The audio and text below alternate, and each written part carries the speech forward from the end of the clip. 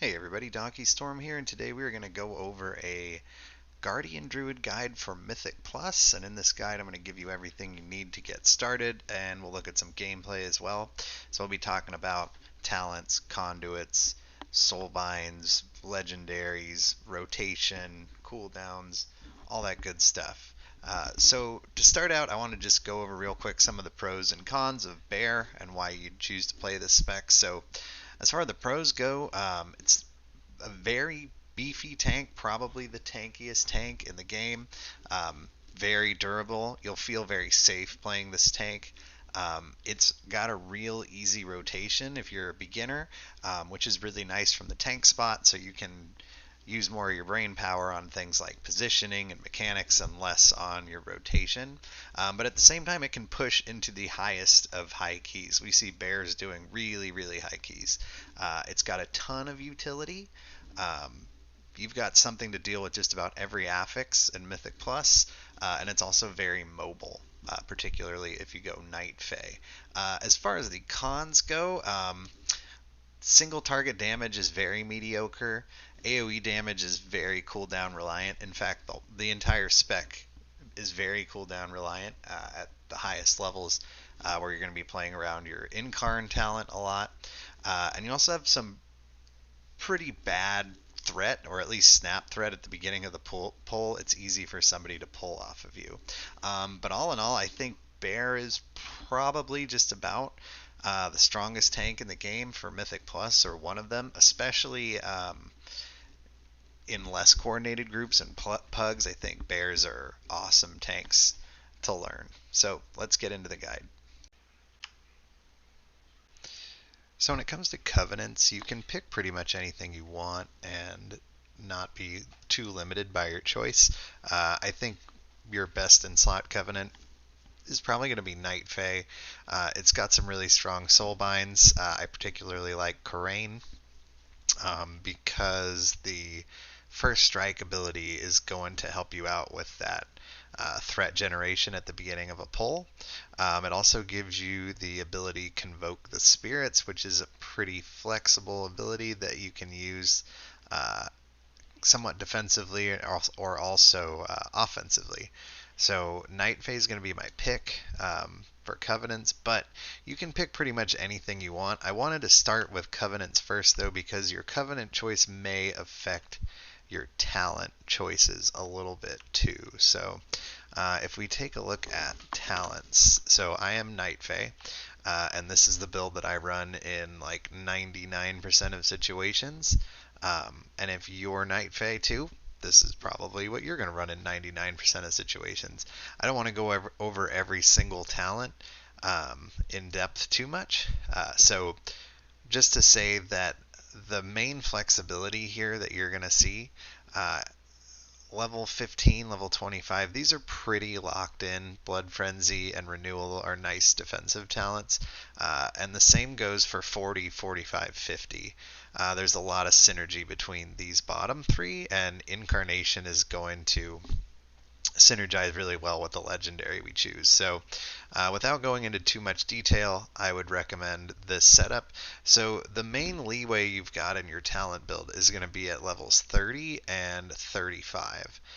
If you are playing Night Fae, you have Convoke, which makes Balance Affinity and Heart of the Wild a nice choice. So what you can do when you have like a time where you aren't going to die on a pull is you can hit Heart of the Wild and your Convoke, and you do a whole bunch of damage to that target, which is pretty awesome. No other. So I did in that burst. I was doing 19k DPS in that short amount of time.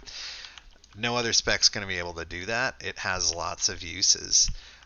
If you're not Night Fae, well, actually, before we move on, Balance Affinity has some nice perks to it. It increases the range of your abilities by 3 yards. That's a nice thing to have in bear form. It also gives you the Typhoon ability, which is a knockback that has lots of uses in Mythic Plus. So Balance Affinity is just good in general. And Heart of the Wild synergizes really nicely with it because it's going to increase your balance damage. So when you run this pair of abilities, you can use Heart of the Wild once every 5 minutes. You can use your Convoke every 2. So I don't know, the way I typically do it is I'll do one Convoke outside of Heart of the Wild, and then I'll do the next one in Heart of the Wild. Anyway, it's a nice damage boost that you get as Night Fae. So as Night Fae, I'm typically running these two talents. Now, if I'm not running Night Fae, I'd probably lean toward Restoration Affinity, which gives you the Ysera's Gift ability and heals you for 3% of your health. You also get access to all of these healing spells and Ursul's Vortex, which is going to be used pretty much in the same way as Typhoon. They both have their kind of niche uses, but they both sort of serve the same purpose. I like Typhoon better, but Ursul's totally has its uses. Now, if I was going to run Resto Affinity, I'd be less likely to use Heart of the Wild. I'm not going to get that many chances to do that much of impactful healing, so in that case, I would probably lean towards something like Mass Entanglement to help me kite or control mobs, or Mighty Bash. So your choices are generally going to be either Balance Affinity, Heart of the Wild, or Resto Affinity, Mass Entanglement. Other than that, you're pretty locked in on the rest of these rows. So let's look at Legendary next. I don't know, some people might think it's bad. I kind of like it. You're pretty much locked into one Legendary as a Guardian Druid, and that's going to be Ursoc's Fury Remembered. So this Legendary, when you're in bear form, Thrash has a 15% chance to trigger an additional Thrash, which is awesome, but best of all, you get shielded for your Thrash damage. So 75% of all the damage it deals. So for example, if I approach these 3 dummies and I Thrash, you can see down here on a weak aura, now I've got a shield, and it's building because of the Thrash dot. And that will get bigger and bigger the more Thrash I do. Now when I pop my Incarn ability, and I can Thrash basically non-stop, you can see how this shield is getting bigger and bigger and bigger and bigger. And I mean, even while you're taking damage, I'm not taking damage from these, but when you take damage, you're absorbing it into your shield, and then your shield is getting bigger again. So this is huge. This allows you to pull like an absolute madman when this is up, and as you can see, it lasts a really long time, 30 seconds. So not only will you do a lot of damage during this time and generate a ton of rage, but you'll be, between your Iron Furs and your shield, you're going to be essentially unkillable. So this is why I said Guardian Druid is a very cooldown dependent spec, because when your Incarn is up, it's time to go to town, so you can get value out of that. So this Ursoc's Fury Remembered is 100% the go-to Legendary for Mythic Plus content. Let's take a look at some Conduits real quick. So generally you're going to be using your... Now, I am speaking from a Night Fae perspective. I haven't played any of the other Covenants. I know Venthyr gets a little play. I hardly ever see Necrolord or Kyrian Guardian Druids. So what I keep in my first empowered spot is Conflux of Elements. This is just going to make my Convoke do even more damage, which is nice. That one's definitely kind of a must. I would say the other one that's a real must is Well-Honed Instincts for Endurance. When you fall below 40% health, you get a free Frenzied Regen every 84 seconds. That amount of seconds is going to depend on your conduit level. And then also Unchecked Aggression to gain haste during Berserk. Since so much of your gameplay is going to revolve around that cooldown, why not make it even stronger? Beyond that, Layered Main, is really good. You have a chance to gain an extra Iron Fur stack. The Condensed Animosphere is a nice little bit of passive healing. Um, some people like to use this Born of the Wilds, which reduces your cooldown of Mighty Bash, Mass Entanglement, or Heart of the Wild. But other choices you could go here are Born Anew, which is kind of buffs people that you battle res, so they move faster, they get a well-fed buff, which is neat. You kind of hope that you don't need to use that too much, but it happens. And then front of the pack also viable, bigger and better Stampeding Roar. So my recommended kind of cookie cutter build for Guardian Druid would be Corain, and following basically what I've got here. So down the left, making sure you take first strike and then go into the left again for this Vorkai ambush. But the reason first strike is important is because damaging an enemy before they damage you increases the chance to critical strike by 25% for 5 seconds. So basically when you approach a pack and nothing's hit you yet, and you start thrashing or swiping or whatever, there's a chance that you're doing more crit there, chance to hold that threat a little bit better. So Corain is a great soulbind. Alright, so that's all the setup stuff, but let's talk about how to actually play this spec. The Guardian Druid rotation is pretty easy. It's basically generating rage and then spending your rage on Iron Fur most of the time. So if I'm in a dungeon and I'm approaching a pack like this one, I'll probably run in, thrash, do 3 swipes, thrash again, and then from there I can start using Mangle, spread Moonfires. I'm always going to spend thrash on cooldown, and then of course my rage I'm going to dump on Iron Fur. So that's pretty much it. It's thrash, mangle, swipe when you have empty global cooldowns, and then you're spending your rage on Iron Fur. So Iron Fur increases your armor. It stacks. So with no mitigation, I'm at currently on this character 36% decreased damage taken. Now if I use an Iron Fur, 1 stack, that jumps up to 50%. If I use a second stack, it's up to almost 60%. So as you can see, there's a little bit of diminishing returns there. It's a good idea to just keep 1 stack running, so that you've always got a stack on you, unless you're in a position where you know you're going to be taking like a tremendous amount of physical damage. Then you can definitely stack up your Iron Furs, or if you're just generating so much rage you can't keep up with it, obviously you don't want to overcap. But in a base rotation without incarnation rolling or anything, you're just going to try to keep 1 stack going here. So the bear rotation is pretty simple. So I also want to talk about cooldowns, because I think as a new tank, I see a lot of people make this mistake where they save their defensives for like only life-threatening situations, and that's really not how you want to play it. So as a Guardian Druid, you have 2 charges of Survival Instincts, both of which reduce the damage you take by 50% for 6 seconds, so that's a larger cooldown. You've also got Bark Skin, which reduces the damage you take by 20%, and that's on a 1-minute cooldown. You also have Frenzied Regen, which we'll get to in a second as well.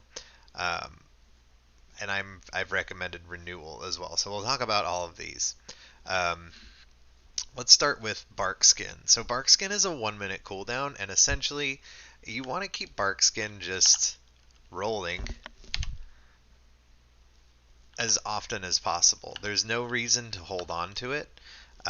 It's a super short cooldown. If you're taking damage and Bark Skin is up, it's pretty much just a good idea to use it, unless you know that there's something major coming your way that you're going to need it for. You don't want to sit on this cooldown. And then we'll talk about why in a minute. With Survival Instincts, it is a little bit more of a major cooldown, but you do have 2 charges.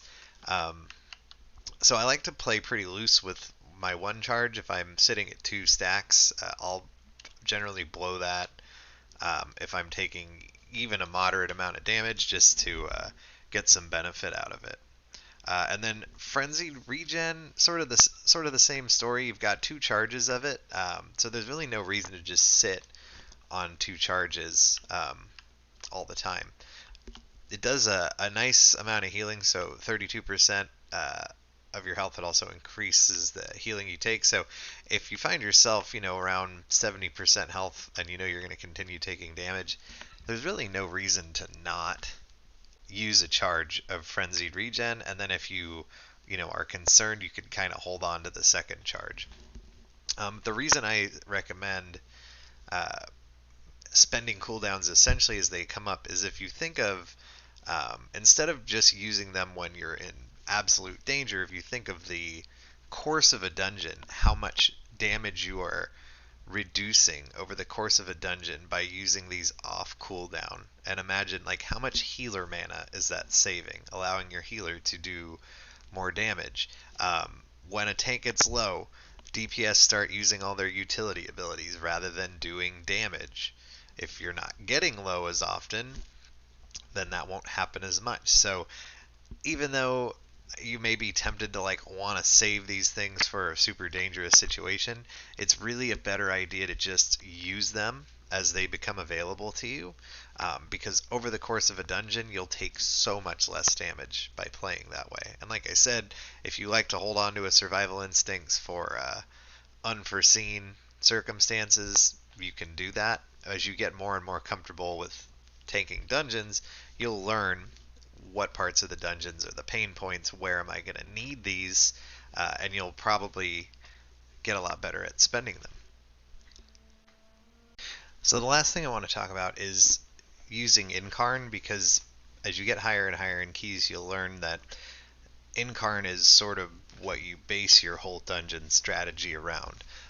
So typically people will do a countdown before they start their key, and you want to hit Incarn at 1 second, and really hope that they actually start the key when they're supposed to, because what that's going to do is it's going to start your Incarn buff, and then it will reset the cooldown on it, basically giving you a free Incarn. So as you can see here in this Necrotic Wake that I'm starting at 1, I hit Incarn, and then the person inserts the key. So that's going to allow me a free Incarn here at the beginning to gather up all this stuff, do lots of damage, take essentially no damage, and as you can see here, I'm pulling 4 groups, and if you watch my health, it is not moving, and my shield is staying very sturdy at 30k. So this was a necrotic week, which makes this a little bit sketchy to do. So when my free Incarn ran out, in this situation, knowing that it would have been very deadly to not have Incarn going during this pool, I just begin my real Incarn when my countdown Incarn ends. So I'm basically getting almost a full minute of Incarn on this pull, and this is a great way to start out a dungeon.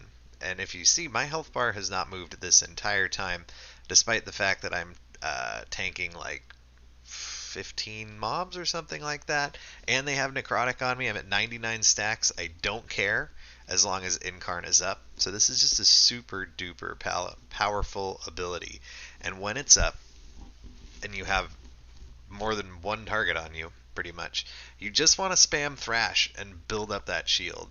You can also take a look at my damage down here in the bottom. I'm doing 25k, more than the Rogue, and almost as much as the Marksman Hunter and the Aflock. So this cooldown is extremely powerful. And every time it's up, you want to be thinking, like, what can I do to make the most of this? You don't want to just pull, sometimes routes don't allow for this, but if you can help it, you don't want to just pull 3 mobs while you've got Incarn up. You want to get some value out of it. You're an invincible tank at this point, so you could grab a whole bunch of mobs and allow your DPS to just go to town on them. So as you gain more experience on your bear, you're going to want to start planning around your Incarns. So for example, in this Necrotic Wake, we'll probably skip ahead here a little bit. And if I did this how I usually do, so I'm taking advantage of Incarn here at the very start, and then I will use it again. So when it comes off that 3-minute cooldown, I'm just fast forwarding here a smidge. It's coming off cooldown very soon, and as soon as that Incarn comes off cooldown, I'm looking for my next big pull, which is going to be here. So here I pop Incarn, I'm grabbing a couple groups. This group could be a little bit scary on a necrotic week, but again, look at that health bar. It's not moving at all. All I'm doing is thrashing. I'm spending my rage on Iron Furs, which honestly I don't need to be spamming Iron Fur like this. It's not really the best way to play. I'd be better off saving some of that rage for when Incarn drops, and then you can see I just kite these away since it's a necrotic week. But basically, you want to make sure that you are getting maximum value out of your Incarn. It is what separates you from other tanks. So I think this video should give you guys everything you need to know to get started tanking as a Guardian Druid in Mythic Plus. If you enjoyed what you saw here today, please throw me a like or subscribe to the channel to see more of my content.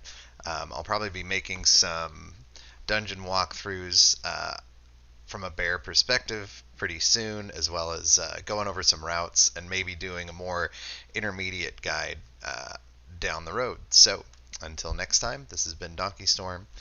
See you later.